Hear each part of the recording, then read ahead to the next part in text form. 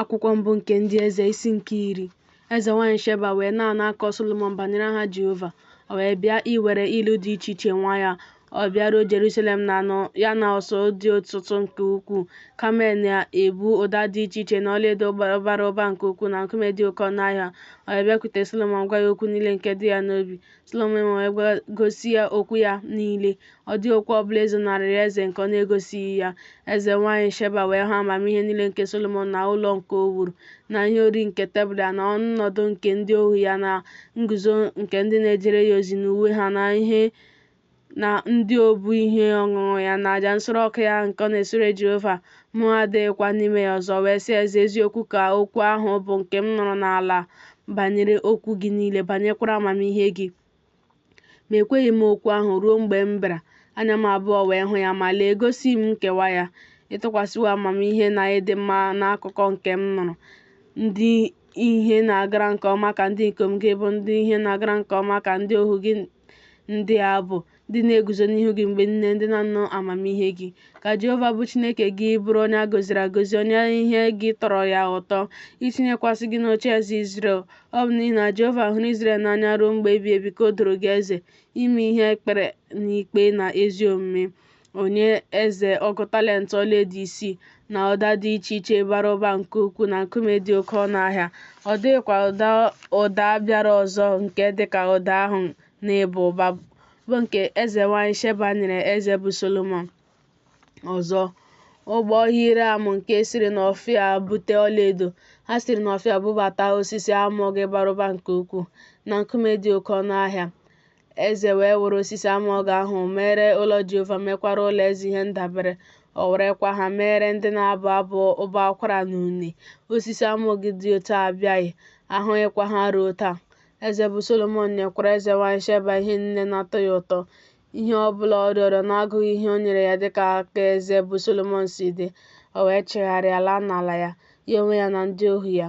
Ma ọtụtụ ọlaedo nke bịakwutere Solomọn n'otu afọ dị nnọọ talenti ọlaedo na ọgụ 36, na-agụghị ihe ndị ikom ndị na-ejegharị ịzụ ahịa wetara, na ọzụzụ ahịa nke ndị na-azụ ahịa, na ọlaedo nke eze niile nke ndị agwara ọgwa, na ọlaedo nke ndị na-acha ala. Eze bụ Solomọn wee maa ọgụ ọta okwu 10. Ha bụ ọlaedo etisara etisa, nnụ shekel ọlaedo na ọgụ 10 bara n'otu ọta okwu. O mekwara ọgụ ọta 15. Ha bụ ọlaedo etisara etisa, paụnd ọlaedo 3 bara n'otu ọta. Eze wee tinye ha n'ụlọ oke ọhịa Lebanọn.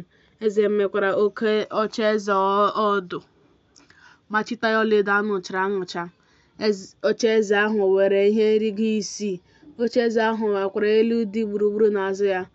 Aka dịkwa n'otu akụkụ na n'akụkụ nke ọzọ n'ebe ọnọdụ ya. Ọdụm abụọ na-eguzokwa n'akụkụ aka ahụ. Ọdụm 12 wee na-eguzo n'ebe ahụ n'elu ihe nrigo 6 ahụ n'otu akụkụ na n'akụkụ nke ọzọ. Emeghị ya otu anya alaeze ọbụla.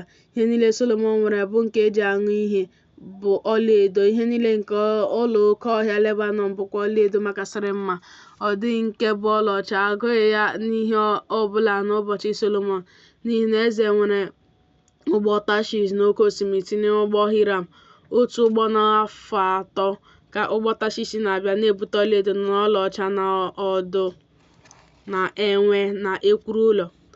Eze bụ Solomọn wee dị ukwuu karịa eze niile nke ụwa na-akụ na n'amamihe. Ụwa niile wee na-achọ ihu Solomọn ịnụ amamihe ya nke Chineke tinyere n'obi ya.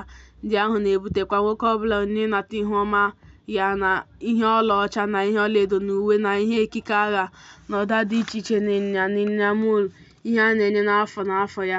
Solomọn wee chịkọta ụgbọala na ndị ịnyịnya. O wee nwee nnu ụgbọala 3 na ọgụ 10, na ọgụ nnu ndị ịnyịnya na nnu 10.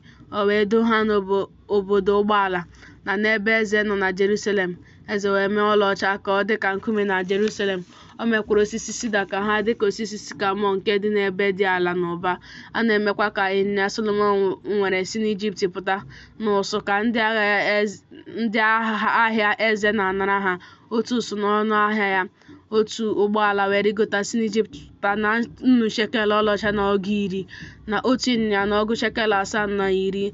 Otu a ka ha na-ewepụtara eze niile nke ndị Het, na-ewepụtakwara ndị eze Siria site n'aka ha.